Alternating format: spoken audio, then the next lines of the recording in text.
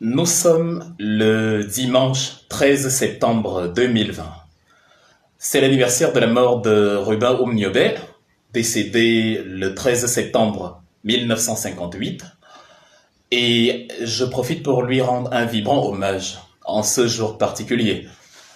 Mais avant d'y arriver, la semaine dernière, l'épouse du capitaine de la 34e promotion de l'EMIA, M. Ludovic Ndoumou, a fait une sortie de piste en van à Yaoundé et s'est retrouvée sur le pavé parce que l'ouvrage était dépourvu de garde-fou.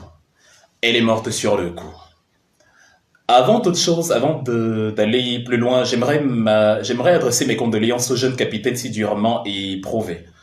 Son épouse était très belle et il semblait vraiment filer le bonheur. En tout cas, quand on regarde les photos, ça avait l'air d'être un couple heureux. Ça avait l'air d'être le grand amour entre les deux.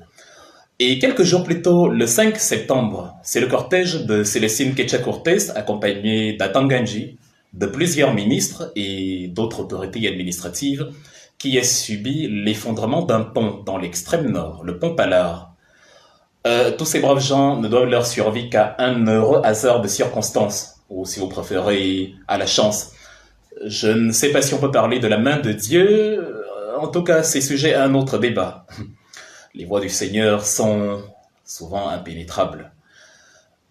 En même temps, même si ça peut surprendre, je remercie le ciel de les avoir gardés en vie à Tanganji et sa bande, parce qu'on ne peut rien expliquer à un mort. On ne peut pas l'amener à se remettre en question, on ne peut pas lui faire constater ses erreurs. Ce que j'ai envie de dire, c'est que à travers ces accidents, aussi bien le drame de la femme du capitaine Ludovic que les ministres qui sont allés au Nozo, ces gens, l'un comme l'autre ou les uns comme les autres, comprennent que finalement, les malheurs n'arrivent pas qu'aux autres. Les insuffisances liées au sous-développement chronique d'un régime kleptomane de 38 ans usé jusqu'à l'os ne touchent pas seulement ceux qui n'aiment pas Paul Biya. Tous, je dis bien tous, nous sommes exposés à ce type de drame. Personne n'est à l'abri. Donc, quand j'entends des Camerounais nous dire « vous allez lire l'heure », je me demande s'ils se mettent dans la tête sérieusement que la route choisit qui elle tue et qui elle épargne. Depuis 8 ans qu'on n'a pas réussi à faire plus de 50 kilomètres sur les 225 de l'autoroute Yaoundé-Douala, est-ce que les accidents qu'il y a sur la route, là, par exemple les accidents de Général Voyage, est-ce que ces accidents-là, ces drames-là ne touchent que les émercistes ou que les Bamileke ou que les activistes ennemis de Paul Biya? Bah non. La mort s'en fout. La mort est la chose la plus démocratique qui soit. Elle aime tout le monde. Soit beau, soit laid, appelle-toi à Tanganji, Kecha Cortez, avec la mort, il n'y a pas de ministre, il n'y a pas d'autorité administrative, il n'y a pas de sous-préfet. Il n'y a rien de tout ça. On est tous exposés au même risque. On est tous de chair et de sang. Donc, si on décide de se lever et de marcher pour réclamer une meilleure gestion des finances publiques, ce n'est pas parce qu'on aime dire que Paul Biya et sa clique sont des catastrophes politiques. Mais c'est surtout, bon, déjà, ils sont des catastrophes politiques. Mais si on se lève, c'est surtout parce qu'on veut que nos routes cessent d'être des tueuses en série. Regardez le Cameroun. La mort est tellement fréquente qu'elle est devenue banale, on se croirait en Afghanistan. Vous entendez, il y a un attentat à Bagdad, est-ce que ça vous choque? Tellement c'est quotidien.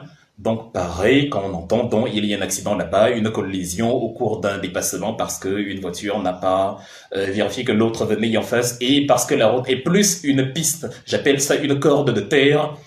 Quand ces choses arrivent, ça ne surprend plus personne parce que c'est quotidien. On a domestiqué les accidents au Cameroun, où s'il y a des ponts qui s'effondrent. En tout cas, il y a des ponts qui s'effondrent partout ailleurs, ça c'est vrai. Mais eux, ailleurs, ils réparent. La différence entre eux et nous, c'est qu'eux, ils réparent, les autres pays réparent instantanément. Souvenez-vous de l'effondrement du pont de Genova à Gênes, en Italie, dans la Ligurie, qui s'est effondré il y a 2 ans et qui a tué, je sais pas, une dizaine de personnes.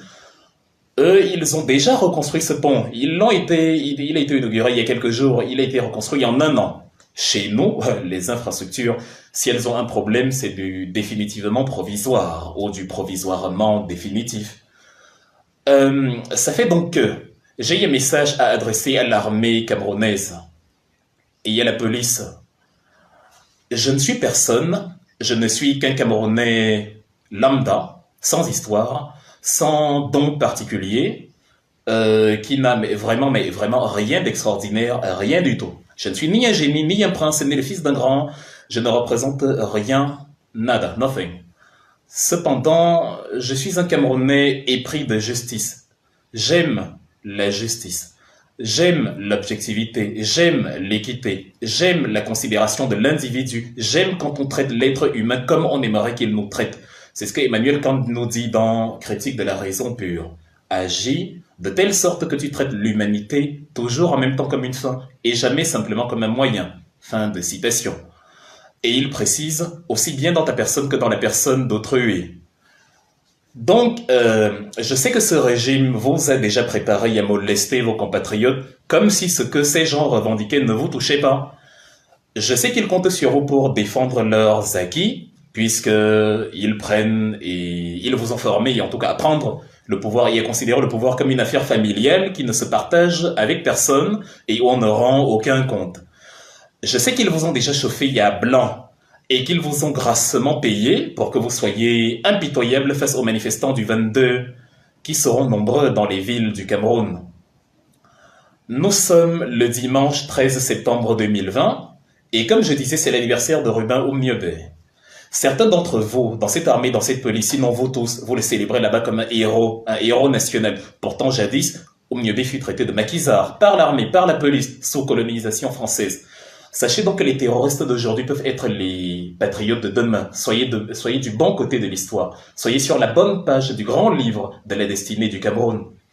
Vous avez le canon, je sais, mais vous avez aussi la raison. Du canon à la raison, il n'y a qu'un pas, et en plus ça rime. Ça veut dire que ce n'est pas parce qu'on est armé qu'on est au-dessus des lois. Je répète, la constitution camerounaise autorise les marches. Même si elles ont pour mot d'ordre Paul Biya doit partir. Je répète, c'est l'expression pure et banale des libertés fondamentales. Je répète, les Camerounais ont le droit de dire Paul Biya doit partir. Les Camerounais ont le droit de dire Paul Biya doit partir. Les Camerounais ont le droit de dire Paul Biya doit partir. En 2020, c'est un droit. Et c'est encore plus un droit en ce jour symbolique d'anniversaire de Ruben Oumniobé. Ce dimanche, même jour du Seigneur, pour ceux qui vont à l'église. Rangez-vous du côté du peuple, et le peuple vous le rendra. Soyez courageux. Parmi vous, il y en a qui pensent comme nous, mais les factures de fin de mois et la peur de la répression vous consument de l'intérieur. Donc du coup, vous acceptez le rôle ingrat de mercenaire qu'on vous a donné là-bas, de molester un peuple qui ne demande que la justice. Est-ce que c'est trop demander de ne demander que la justice? Rangez-vous du côté de l'histoire parce qu'on ne doit pas retenir de vous une horde de chevaliers tueurs dont la seule cible est leur propre population. Souvenez-vous, à cause de ce qui s'est passé au Nozo, par exemple, depuis 2016, où vous avez reprimé une population pacifique jusque-là, et ce qui a contribué à radicaliser certaines mentalités dans la zone. Du coup, à partir de là, votre crédit a été fortement entaché auprès d'une grosse partie de la population, alors que depuis 2014, quand c'était Boko Haram qui menaçait l'intégrité de notre territoire, tout le monde vous soutenait, parce que vous étiez là pour défendre les Camerounais contre l'extérieur, vous n'étiez pas là pour pour mater les Camerounais qui veulent parler à d'autres Camerounais. Paul Biya n'est pas un dieu il faut que les gens cessent de dire, il doit parler à qui, le président ne parle pas avec n'importe qui, vous êtes qui pour vous adresser à lui? Non. C'est cette arrogance-là qui a conduit à la crise anglophone. Le président de la première puissance du monde parle à sa population et c'est toujours la première puissance du monde. Apprenons des leçons de l'histoire. C'est comme ça qu'on évolue. Et c'est pour ça que je vous parle, moi qui ne suis personne. Ne vous y trompez pas donc, parce qu'il y aura du monde dans les villes du Cameroun. Si on vous a rappelé en si grand nombre pour militariser les villes du Cameroun, puisque d'ailleurs à l'heure actuelle on nous annonce la militarisation de la résidence de Billois, enfin une cinquantaine de personnes nous dit-on, si on vous mobilise autant, c'est parce qu'on sait que si on laisse le peuple s'exprimer en toute liberté, le vrai visage de ce qu'il pense face à ce régime éclatera au grand jour. Le vrai visage de ce que ce peuple pense de Paul Biya éclatera à la lumière du jour. On ne parle pas de quelques illuminés qui s'agitent sur la toile ou ailleurs, et qui profitent du système et sont prêts à tout pour le conserver. Et certains sont justement parmi vos chefs dans le corps de l'armée, et c'est eux qui vous donnent des ordres, et c'est eux qui vous obligent à mater une population qui veut en fait la même chose que vous. Ce peuple-là a le droit d'estimer que celui qui trône à sa tête n'a pas la compétence pratique pour le diriger. Il a le droit de penser qu'une photo qu'on diffuse toutes les 3 ou 4 semaines, ou que des communiqués de décret qui virevoltent ça et là ne sont en aucun cas une façon de gouverner. Bien au contraire, c'est de l'infantilisation. C'est un manque de respect total envers la nation. Je veux bien que la moyenne d'âge du Cameroun soit de 17 ans, mais qu'on ne nous prenne pas, en tout cas qu'on ne prenne pas ces Camerounais là pour des animaux. Parce que les mineurs d'aujourd'hui seront les bâtisseurs, les constructeurs du Cameroun de demain. Et il ne faut pas qu'il soit éduqué à des valeurs autres que les valeurs du respect de son vis-à-vis, qu'on soit président ou pas. Les vraies valeurs qu'on doit inculquer à un peuple, ce sont les valeurs de subordination de l'exécutif à l'expression populaire. C'est le peuple qui gouverne l'exécutif et non l'inverse. Donc quand on infantilise un peuple, c'est un mépris total. Pour vous, c'est du patriotisme, mais c'est un mépris patriotique. C'est un mépris républicain, mais un mépris quand même. Que le viol soit collectif, que le viol soit politique, que le viol soit républicain, que le viol soit individuel, ça reste du viol. On est en plein dedans. Pensez donc une fois encore, comme j'ai dit tout à l'heure, que ceux qui vont aller marcher dans la rue, ceux qui vont aller marcher pour le départ de ce régime qui vous tient vous-même en otage, cela le font pour que vous aussi, vous n'ayez pas à être à perdre votre proche ou votre femme dans un accident sous prétexte que l'échangeur n'avait pas de garde-fou. Je ne peux que me répéter, personne n'est à l'abri des conséquences de l'infrastructure nationale absente. Personne n'est à l'abri et surtout pas vous, vous qui voyagez ça et là à travers le pays pour défendre les frontières. Vous avez le droit de vivre mieux, nous avons le droit de vivre mieux, nous, vous aussi. La République, c'est toi, c'est moi. La République, ce n'est pas Paul Biya et un cortège de ministres arrogants en cravate. Donc, chers soldats, chers militaires, chère police, surprenez-nous, marquez un grand coup, écrivez l'histoire. Déposez les canons et laissez le peuple vous dire ce qu'il pense de ces gens-là qui vous donnent des ordres. Essayez, tentez l'expérience, essayez et on verra.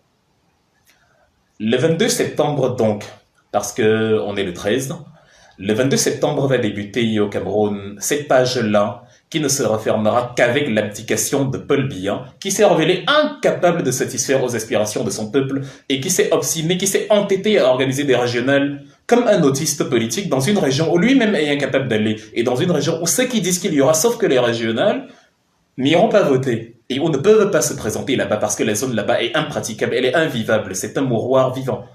Permettez l'oxymore. Le 22 septembre va donc débuter cette page-là, qui va se refermer, quel que soit le temps que ça prend avec son départ, son abdication, tout ce que vous voulez, car tout a une fin, même Paul Biya, et le temps est venu pour lui de comprendre cela. Parce que la boulimie du pouvoir fait croire, enfin ça crée des relents de mégalomanie, au point où on se croit immortel. Rappelons que juste à côté, on aime déjà un maréchal, chez le voisin là. Peut-être que bientôt au Cameroun, on aura l'impérator, le Marcus Crassus, Jules César, au le tsar au Cameroun, Nicolas Romanov. Donc c'est ce que j'avais à vous dire, chers policiers, chers militaires. Vous qu'on va engager pour tuer des gens qui ont des enfants, des mères, des frères, des sœurs, comme vous. Des gens qu'on va engager pour molester, pour brimer, des gens dans une foule où il y a peut-être vos cousins, vos amis. Tout ça parce qu'une personne et sa petite clique veut garder le pouvoir à tout prix. Parce qu'une personne a cru qu'on est dans le gaullisme camerounais et a dit « l'État c'est moi ». Maintenant, je vais m'adresser à toi, mon cher frère camerounais, toi le civil, toi comme moi, toi qui me dis « tu vas lire l'heure alors que tu n'as pas mangé depuis 8 jours ». Toi qui me dis, vous allez voir, c'est bien fait pour toi, alors que tu vis dans une pièce où vous êtes 15, une pièce qui fait 8 mètres carrés. Toi qui me dis, ça va t'apprendre. Toi qui me dis, on va te faire la peau. Comme Singongo et sa bande t'ont invité à partager avec eux les 3000 milliards qu'ils ont volés pour la canne. C'est incroyable, je m'adresse à toi maintenant. Alors parlons de toi, de moi. Fais une pause. Prends un temps d'arrêt et réfléchis. Si tu es capable de te réjouir, d'apprendre qu'on a arrêté un de tes concitoyens et qu'on est en train de le torturer actuellement parce qu'il a insulté Paul Biya de malfrat, mais que tu estimes en même temps qu'il est normal qu'un sous-préfet assassine une femme enceinte ou que des soldats violent des étudiants, et les roulent dans la boue, eux soient en liberté, c'est que tu es un animal, cher compatriote. Aujourd'hui, Paul Biya ne va plus en Suisse. Les séjours ont été chiffrés par l'OCCIRP à 182 millions de dollars. On est à plus de 100 milliards de francs CFA. Dans un pays pauvre, où l'échangeur s'effondre, les échangeurs s'effondrent parce qu'il n'y a pas de garde-fou. Comme je l'ai rappelé au début, là. Et comme justement, du coup, de manière bestiale, les gens perdent la vie alors que ça aurait pu être évité comme des animaux. Les gens sont déchiquetés en faisant une chute de plusieurs mètres parce qu'il n'y avait pas de protection. C'est ça, être un malfrat. Est-ce qu'il y a vraiment un autre mot approprié? Un prévaricateur de la fortune publique qui n'investit pas dans les projets infrastructurels, ce qui cause la mort à des gens, à ses propres concitoyens, et qui dilapide 100 milliards de francs CFA dans une chambre d'hôtel, est un malfrat. Mais si tu estimes que dire cela, c'est mériter la torture d'une police qui est devenue milice, parce que les chefs de cette police ont vendu la dignité humaine sur l'autel de l'argent et du tribalisme institutionnel et institutionnalisé, si tu estimes que dans le même temps, des gens qui ont incarcéré Wilfred Siaoui juste parce qu'il avait le livre L'urgence de la pensée dans ses affaires, eux, ils méritent la liberté, alors sache que c'est ça, être un animal. J'insiste, je signe, je persiste. Parce que être un animal, c'est perdre ce qui nous distingue des animaux, ce qui nous distingue des bêtes brutes, le logos, la raison humaine. C'est-à-dire ce qui nous distingue des taupes, des chiens, des chats, c'est le logos, la raison, le discernement, la logique. Si toi tu arrives à trouver la logique dans tout ça, dans cette approche-là, tu as donc le droit d'estimer qu'on t'insulte en disant que tu es un animal, ou pire, un monstre. Exactement le même type de monstre qui, dans la Bible, demandait qu'on crucifie Jésus, qui ne leur avait rien fait, et qu'on libère Barabbas, le bandit des grands chemins connus et reconnus, que eux-mêmes n'auraient jamais accepté fréquenter, avec qui n'auraient jamais accepté vivre dans la même pièce. Donc, nous sommes donc aujourd'hui le 13 septembre 2020, jour de l'assassinat de Ruben Oumniobé. On l'a traîné dans la boue pour le défigurer jusqu'à mutiler son cadavre avant de l'enterrer dans un trou, dans une fosse irrécupérable, tout ça pour qu'on ne célèbre pas sa mémoire. Et aujourd'hui, comme vous avez déjà oublié votre histoire, vous êtes prêts à recommencer la même chose, la même barbarie, la même stupidité, alors qu'on voit partout célébrer Oumniobé comme un héros national. Où sont les assassins de Samuel Ouazizi, le jeune journaliste qui est mort en prison comme une souris après 2 ans de détention et dont on a caché le corps et le décès à la famille pendant 1 an, pendant 10 mois. C'est-à-dire que pendant 1 an, la pauvre famille de ce garçon, ses proches continuaient de penser qu'il était en vie. Mon Dieu, quelle cruauté, quelle sauvagerie. Mon Dieu, quel manque d'humanisme, quelle barbarie. Mon Dieu. C'est donc pour ça que je les appelle, ces soldats-là. Pas tous, mais en tout cas leurs chefs. Ceux qui les entraînent à se comporter avec tant de violence. Surtout même ceux-là, leurs chefs, là, ceux qui dirigent, ceux qui portent la cravate. C'est pour ça que ceux-là, je les appelle, eux, le gang de malfrats. Et c'est totalement mérité. Si tu arrives à penser que ce n'est pas mérité, après tout ce que je t'expose, félicitations. C'est ça, être un animal. Et donc pour vous, dans vos têtes, cela mérite la liberté. Eux, ils vivent parmi vous, vous les appelez Excellence, Honorable, Monsieur le Préfet, Monsieur le Sous-Préfet, pendant que le pauvre homme, le pauvre Ouazizi a perdu la vie pour avoir fait son travail de journaliste. Est-ce que vous trouvez que votre raisonnement a une quelconque affinité avec ce qu'on appelle la logique humaine? Je me souviens après la manifestation de juin 2019, je crois que c'était le 29 juin 2019 en Suisse, et après l'attaque tout aussi bestiale et sauvage d'un des sbires de Paul Biya contre un journaliste suisse à l'Intercontinental, le ministère des Affaires étrangères avait convoqué l'ambassadeur du Cameroun à Berne pour lui signifier que la Suisse, ce n'est pas le Cameroun, ce n'est pas la brousse, ce n'est pas la forêt, ce n'est pas la savane. En Suisse, les droits sont consignés. La Suisse, c'est la liberté d'expression. Elle est garantie même si elle s'oppose au pouvoir en place. Et c'est l'une des choses qui a précipité Paul Biya hors de la Suisse. Et j'en suis très heureux.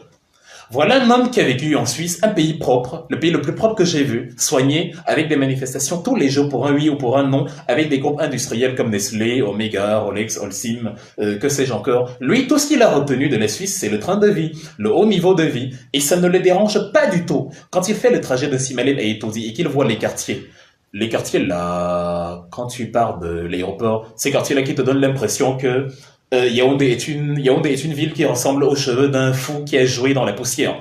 C'est-à-dire, on dirait un garçon espiègle qui s'est amusé dans un bac à sable. Ça ne le dérange pas, il trouve que c'est très bien. Les antipatriotes sont ceux qui lui disent « on va marcher pour dire Paul Biya doit partir ».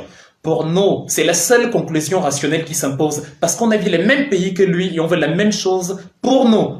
Qui peut accepter d'avoir un malfrat comme chef de service? Je ne comprends pas. C'est-à-dire, c'est incompréhensible. En tout cas, je redis encore ceci. Manifester est un droit garanti par la Constitution. Si vous estimez que manifester, c'est envoyer les enfants des gens se faire tuer, faites encore une pause, marquez encore un temps d'arrêt et posez les questions. Qui vient les tuer? Pourquoi il vient les tuer? Qu'est-ce qu'ils ont fait pour mériter de mourir? Est-ce que c'est normal qu'en démocratie, la manifestation pacifique revient renvoie à un risque mortel.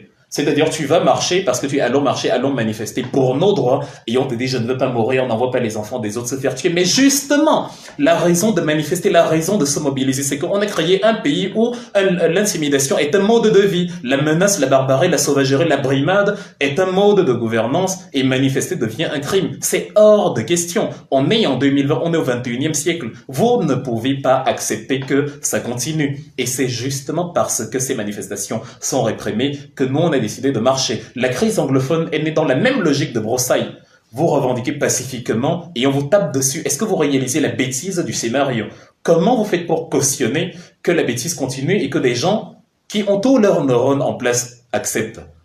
Quand la manifestation n'est pas orientée vers l'imbécilisation de masse avec des aïeux à outrance, parce qu'on vous a donné 2000, parce qu'on vous a donné un pagne, même si quand vous portez le pagne là, avec Paul Biya dessus, vous êtes conscient que la famine va tuer les gens au Cameroun. Quand vous allez chanter, comment on vous a donné ça? Vous allez chanter aïeux. Quand c'est pour Paul Biya, pour le régime, ça va. Mais quand vous allez faire autre chose que ce ayopisme, on interdit systématiquement. Je suis désolé, quand ça arrive, quand un tableau comme ça se dessine, quand le seul moment où on manifeste, c'est parce qu'on a payé des gens pour soutenir Paul Biya, alors qu'ils n'ont aucune conviction politique, ça oblige le peuple à se lever, même quand il y a interdiction. Le troisième président des États-Unis, je me dis souvent, Thomas Jefferson de 1801 à 1809 disait toujours: quand l'injustice devient une loi, la résistance est un devoir. Et il s'avère que le peuple camerounais est victime d'injustice actuellement. Il a donc le droit de se libérer pour réclamer ses droits. Qu'est-ce que vous ne comprenez pas dedans? C'est l'élite qui est au service d'un peuple, c'est pas le peuple qui est au service d'une élite. C'est pour cette raison que, pour conclure, j'invite le peuple à se mobiliser le 22 septembre 2020 dans toutes les villes du Cameroun et en particulier à Yaoundé et Douala aux côtés de leurs concitoyens, ceci pour réclamer le départ pur et simple du gouvernement en place. C'est-à-dire, je répète, le 22 septembre 2020, dans toutes les villes du Cameroun, j'invite le peuple à se mouvoir, à se mobiliser pour ce que de droit, à Yaoundé, Douala, Bafoussam, partout ailleurs. Parce que ce régime qui a pour mot d'ordre, pour mode de gouvernance, la menace, l'intimidation, les numéros masqués, les messages masqués, les menaces, la torture, doit s'en aller. La torture, la menace, la propagande ne peuvent pas être des programmes de gouvernance. Ça garantit le sous-développement. Regardez quand on vous dit que votre compatriote a été arrêté, incarcéré, vous vous réjouissez. Mais pendant ce temps, ceux qui ont violé, ceux qui ont tué, ceux qui ont roulé les gens dans la boue, ceux qui ont tué les bébés sur le dos de leur maman, ceux qui ont donné les ordres d'incendier des villages, vous les appelez excellence, vous les appelez chefs, vous leur dites même Dieu vous protège. Donc ces éléments-là ne peuvent pas être acceptés, ce ne peut pas être des programmes de gouvernance. Mobilisez-vous, chers Camerounais, sortez de chez vous, ayez la force de réclamer vos droits et de ne pas vivre comme des animaux. La deuxième raison qui pousse un peuple à descendre dans la rue pour réclamer le départ d'un président, c'est si ce président s'avère incompétent de prendre soin d'eux en appliquant les mesures qu'il faut pour les rendre heureux. C'est la deuxième mesure après les contentieux électoraux. Même s'il a été élu, parce que pour vous, il a gagné les élections, s'il s'avère incapable, incompétent de vous garantir le minimum dont vous avez besoin et de mettre sur pied une politique de respect qui vous permet l'épanouissement avec l'infrastructure économique, sociale, culturelle. Vous avez la légitimité, vous avez même l'obligeance de sortir pour demander à ce président-là de libérer les lieux. Parce qu'un régime qui privatise l'argent dédié à vos autoroutes, un régime qui punit des gamins de 18 ans, sous prétexte qu'ils ont triché, mais qui épargne les fraudeurs principaux, eux, ils ne connaissent pas la prison. Un régime qui abandonne les hôpitaux chez lui, sans électricité, sans scanner, sans matériaux d'opération, sans perfusion, et qui va se faire soigner à l'étranger parce qu'un ministre a mal au doigt. Un régime qui plombe une compagnie aérienne et qui est obligé de prendre Ethiopian Airlines pour aller à Palar, au nord, à l'extrême nord. Alors que Ethiopian Airlines, notre sœur jumelle, qui a été fondée sensiblement à la même période, a aujourd'hui plus de 120 appareils. Un régime qui tire sur des gamins en pleine rue à Bafoussam, souvenez-vous, Marie-Claude Mezot, sans être inquiété. Un régime qui tire sur des femmes devant le parvis d'un hôpital. Un tel régime ne mérite pas votre soutien. On n'a pas besoin d'un dessin pour vous amener à le comprendre. C'est une évidence absolue. En fait, même les soutiens, même ceux qui soutiennent Paul Biya et qui m'écoutent, devrait le comprendre. Même Brenda, qui est à la maison, même Junior, devrait se regarder et dire, mais papa, c'est pas normal. Comment ça peut être possible dans ce pays-ci? Je ne peux pas vivre, moi, dans le luxe, me la couler douce, pendant que la misère est omniprésente et omnivore, parce qu'elle dévore, justement, mes concitoyens. Est-ce qu'il faut avoir 1000 milliards de neurones pour comprendre? Ce n'est même pas moi qui le dis, c'est une femme que vous avez vue dans une vidéo qui a le pain de Paul Biya, qui a cru en un idéal, qui a cru que cet homme pouvait lui garantir quoi que ce soit, mais elle n'a rien. Il n'y a pas de sécurité sociale, il n'y a rien. Elle dit la famine va tuer les gens au Cameroun. Dans les pays où nous avons la grande gueule pour leur parler, la France, les États-Unis, l'Allemagne, ces pays-là ont l'infrastructure sociale, même pour les chômeurs.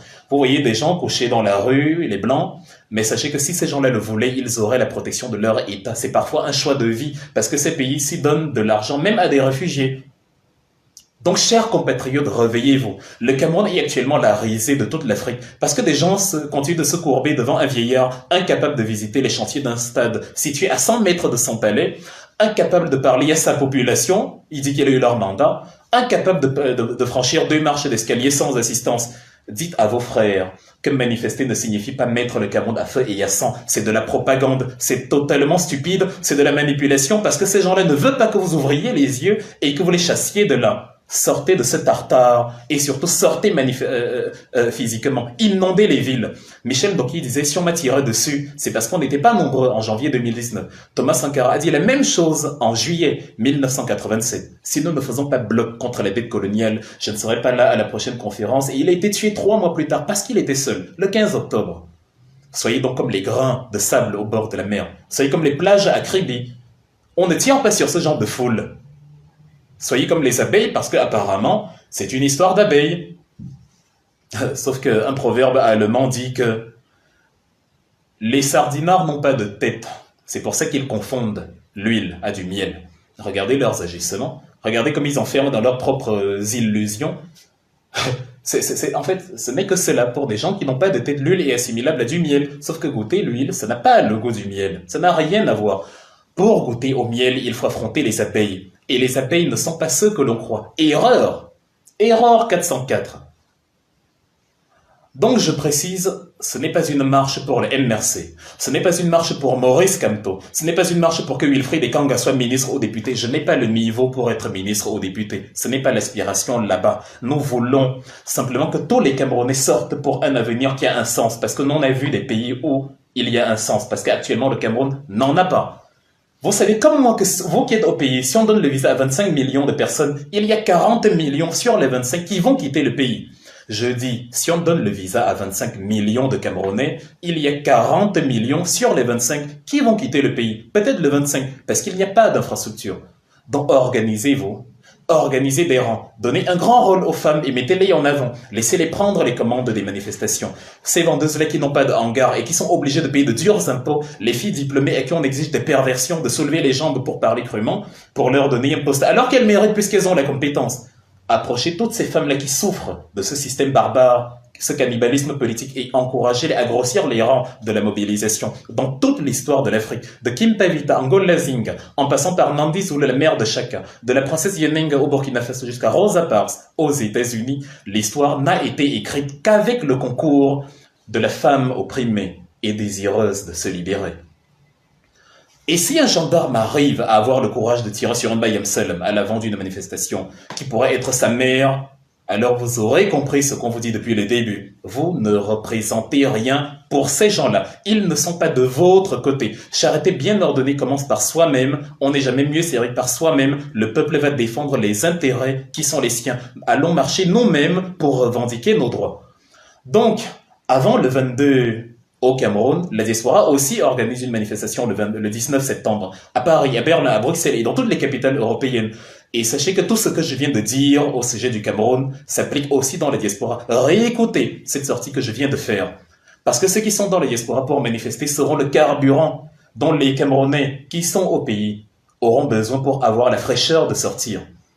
Si les Camerounais de la diaspora sortent en masse, les Camerounais du pays se sentiront soutenus et feront le nombre. Donc soyez présents. C'est le 22 septembre en terre camerounaise, le 19 septembre dans la diaspora. Ne faites pas parler la poudre, faites parler la foule.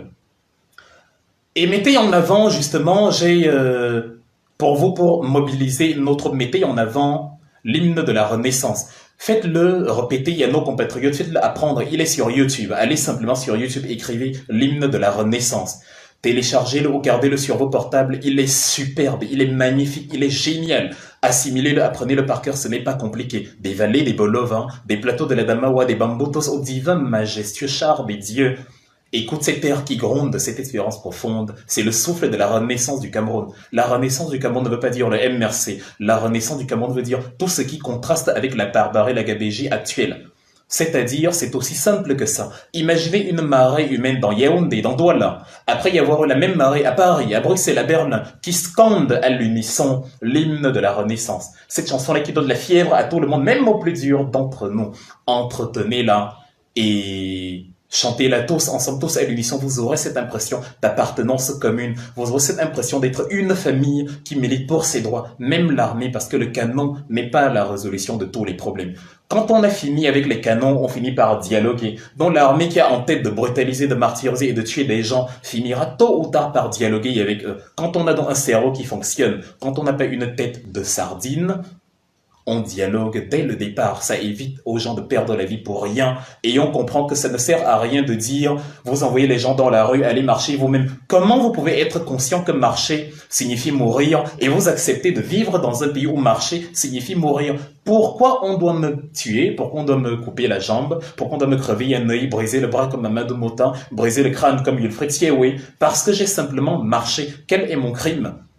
Si le peuple estime que Paul Biya doit quitter le pouvoir, c'est que le peuple n'est pas content, donc Paul Biya doit s'en aller, il est responsable devant le peuple. Donc laissez le peuple s'exprimer, laissez les gens descendre dans la rue, ne les molestez pas, et voyez si le peuple en grand nombre soutient Paul Biya ou non. Si le peuple en surnombre est contre Paul Biya, il est obligé de libérer le plancher. Les histoires d'élection n'ont rien à voir dans cette histoire parce que même si tu as été élu avec 4000%, si le peuple n'est pas satisfait, tu t'en vas. C'est pour ça que Ibeka est parti après 7 ans. C'est pour ça que Omar El-Béchir au Soudan est parti après 30 ans. C'est pour ça que Nicolae Ceausescu est parti en Roumanie après une vingtaine d'années. C'est pour ça que Lénine a mis fin au régime du Tsar en Russie lors de la révolution de 1917. C'est pour ça que Fidel Castro, Camilo Cienfuegos, Che Guevara et consorts ont mis fin à Fulgencio Batista à Cuba en 59. Quand un peuple en a marre, il a la légitimité, il n'a pas à se justifier auprès de quiconque pour quoi que ce soit. C'est ce que Valsero disait donc. Le peuple a la force du nombre, il peut te donner tort. Je vous réitère dans cette invitation, bravez l'interdiction de l'injustice. On ne peut pas vous interdire de pleurer après vous avoir violé. Ça n'a pas de sens. C'est-à-dire le sous-préfet qui vous signe le décret. Toute manifestation sera interdite. Lui-même, on ne peut pas violer sa femme et on lui dit « Tu n'as pas le droit de te plaindre. Si tu te plains, on va te tuer. » Il va dire, comme à la camerounaise, « Tuez-moi donc !» Donc le peuple camerounais a la solution pour faire chuter ce régime, le nombre, la force du nombre. Ne faites pas parler la poudre parce qu'on n'est pas violent, mais faites parler la foule. Ne vous laissez pas marcher dessus. Défendez-vous. La légitime défense est consacrée. Ne laissez pas qu'on vous piétine quand on n'a pas le droit de vous piétiner. Ne laissez pas qu'on vous interdise quelque chose quand on n'a pas le droit d'interdire. Ne laissez pas qu'on vous torture quand on n'a pas le droit de vous torturer. Faites bloc, défendez-vous vous-même. Quand on parle des abeilles, pourquoi les abeilles sont dangereuses alors qu'on peut écraser facilement une abeille? C'est parce que chacune se bat pour les autres. Et comme elles sont nombreuses, tu es obligé de reculer devant un essaim d'abeilles alors que individuellement, tu es plus fort que chacune de ces abeilles. Il en est de même pour les matraques, les chars, les canons des policiers face à une foule innombrable et déterminée. Je vais terminer par là. Pour ceux qui s'intéressent à mon incarcération, avant de vous faire écouter le chant de la Renaissance pour conclure cette petite sortie, je n'ai qu'une phrase à vous donner. Pour ceux qui s'intéressent